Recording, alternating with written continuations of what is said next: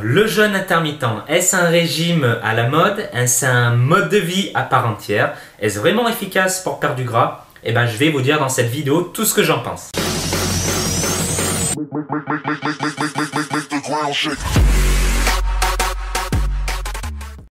Alors quand on parle de jeûne intermittent, sache qu'il n'existe pas une seule méthode. Il en existe deux que je connais. Principalement, il s'agit du jeûne intermittent hebdomadaire et du jeûne intermittent journalier. En gros, pour ce qui est du jeûne hebdomadaire, vous devez faire un jeûne d'un jour, une fois par semaine. Donc imaginons que vous mangez votre dernier repas le dimanche à 20 h. Et bien avec le jeûne intermittent hebdomadaire, il faudra manger le prochain repas le lundi soir à 20 h, tout simplement. Voilà. Et pour ce qui est du jeûne intermittent journalier, et ben là c'est un petit peu différent puisque le jeûne va se faire chaque jour avec comme principale règle avoir un jeûne de 16 heures. Et puis manger durant les 8 heures restantes quand même, il faut manger 3 à 4 fois. Voilà, donc là en gros on a la base. Et petite aparté, le jeûne intermittent est aussi appelé le fasting, pour ceux qui ne connaissent pas. Donc fasting, jeûne intermittent, c'est pareil.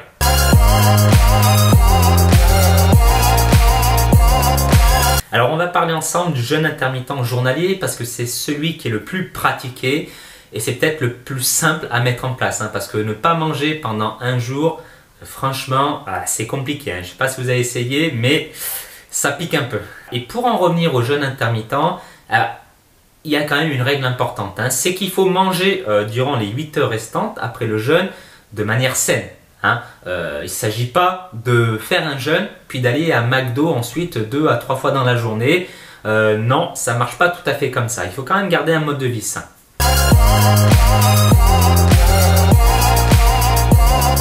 Donc d'après des études, les bienfaits du jeûne intermittent sur la santé sont énormes. Déjà, premièrement, vous allez perdre du gras beaucoup plus rapidement. Vous allez avoir une augmentation de votre métabolisme.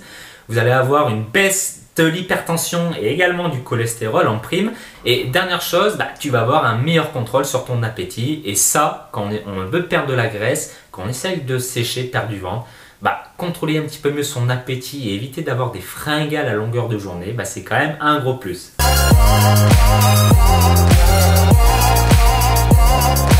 Dit comme ça, le jeûne intermittent, ça peut laisser un rêveur. C'est sûr que c'est assez séduisant. Malheureusement, dans chaque méthode, dans chaque système, dans chaque produit-service, il n'y a pas que des avantages, il y a aussi des inconvénients. Et ça, on oublie souvent de le dire. Alors moi, je vais te donner mon avis. J'ai testé le jeûne intermittent pendant plusieurs semaines et j'ai utilisé la structure suivante. Je mangeais mon dernier repas à 8 h, à 20 h et je mangeais le prochain repas au temps de midi, le lendemain. Donc c'est-à-dire que j'avais quand même un jeûne de 16 heures. 16 heures où je ne mangeais pas. Donc en gros, je sautais le petit déjeuner et ensuite je mangeais 3 à 4 repas durant les 8 heures restantes. Et c'est d'ailleurs une structure que je te recommande si tu décides de suivre ce régime, puisque c'est peut-être la plus facile. Parce que durant le jeûne, tu as une grosse partie où tu seras au lit en train de dormir. Donc au final, tu n'y penseras pas et ce sera beaucoup plus simple pour toi. Quoi qu'il en soit, moi ce que j'en pense, c'est que déjà quand tu commences, c'est dur. Les premiers jours sont extrêmement difficiles. Tu as extrêmement faim vers 10h30, 11 h. Donc là, c'est difficile, difficile, difficile. Et puis, moi je considère un truc. On n'a pas besoin de se priver aujourd'hui pour perdre du gras. Il faut juste avoir une bonne répartition des repas au sein de ta journée et adapter les quantités. En conséquence, adapter à ton profil et à ton objectif. Mais ça ne sert à rien, c'est inutile de supprimer complètement un petit déjeuner ou un repas au temps de midi ou encore du soir. Non, ça ne sert à rien. Vous pouvez manger 3 repas plus une collation et toujours sécher. C'est juste une histoire de quantité et de répartition calorique au sein de vos repas. Et je t'expliquerai d'ailleurs à la fin de cette vidéo comment utiliser le jeûne intermittent pour manger tout ce que tu veux en gros quand tu as des invités ou même manger au resto sans prendre 1 gramme de graisse. Et je vais t'expliquer comment tu vas faire.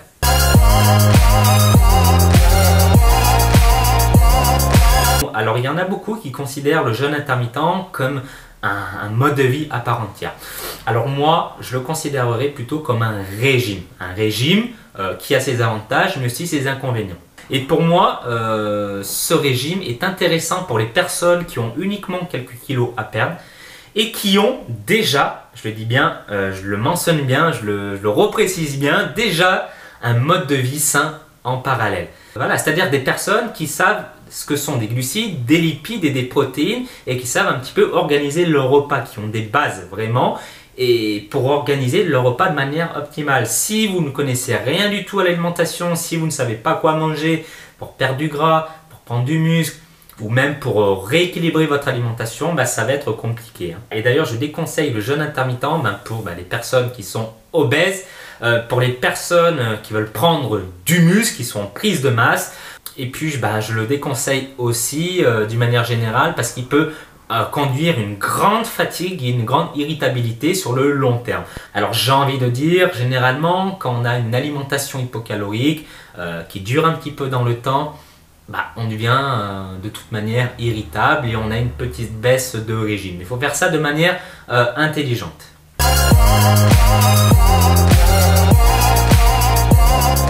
Moi aujourd'hui, je vais te donner un conseil là où j'ai trouvé le jeûne intermittent très intéressant.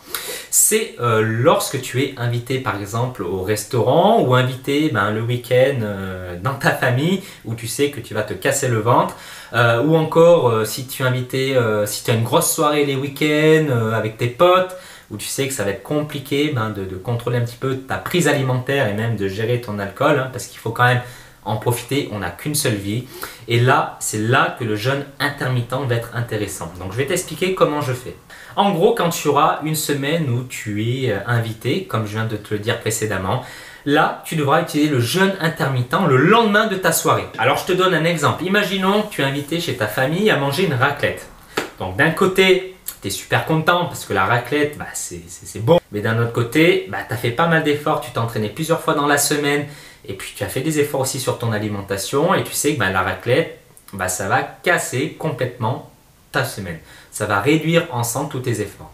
Et c'est d'ailleurs là que tu vas utiliser le jeûne intermittent. Et moi, ce que je te conseille, c'est si ce genre de choses t'arrive, et j'espère que ça t'arrive, voilà, comme je t'ai dit, il faut profiter, c'est de faire un jeûne le lendemain. Donc, c'est-à-dire que tu manges ton repas à 20 h le soir et tu remangeras le prochain repas uniquement à midi. Et ensuite, au fil de ta journée, tu réduiras également ta consommation de glucides et ce qui te permettra non pas de continuer ta sèche, ça m'étonnerait que tu perdes du poids, du gras après avoir mangé une raclette la veille, mais par contre, ça te permettra d'équilibrer tout ça. Ça t'évitera de mettre à néant tous les efforts que tu as fait durant la semaine. Et ça, pour moi, c'est très important. Ça te permet de profiter de la vie. Et dans un deuxième temps, ça te permet de limiter la casse. Donc voilà en gros mon petit conseil par rapport au jeûne intermittent. Donc après, la meilleure chose, c'est de tester. Chacun est différent, d'accord? Chacun a un mode de vie différent aussi.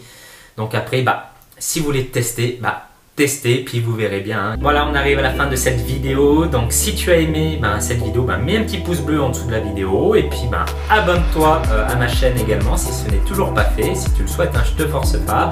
Et puis j'en profite également pour te dire que j'ai créé une formation gratuite, complètement gratuite. Donc tu es libre de la télécharger en dessous dans la description. Donc qu'est-ce que ça va t'apporter? Je vais t'expliquer les méthodes au niveau de ton alimentation pour diminuer ton pourcentage de masse grasse, pour rendre tes abdos visibles. Je t'expliquerai les erreurs qu'il ne faut pas commettre pour avoir des abdos sculptés et je te donnerai également ma méthode d'entraînement pour développer des abdos sculptés et bien visibles.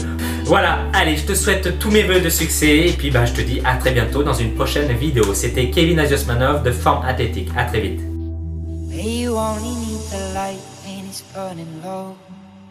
Only miss the sun when it starts to snow.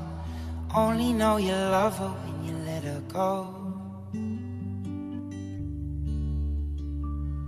Only know you've been high when you're feeling low.